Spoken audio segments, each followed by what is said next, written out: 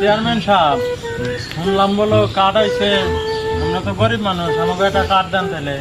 ठीक है। আর তো আইছে রে, তাহলে এক কাজ করিস, ভোটার আইডেন্টি কার্ডের ফটোকপি আর ট্যাক্সের কাগজ আর তোর মা বাপের ফটোকপি এটি নিয়ে আসিস, আমি ব্যবস্থা করবো। মানে হ্যাঁ, হইছি গরিব মানুষ, এখনো লাগবো, লাগবো, কত কিছু লাগবো।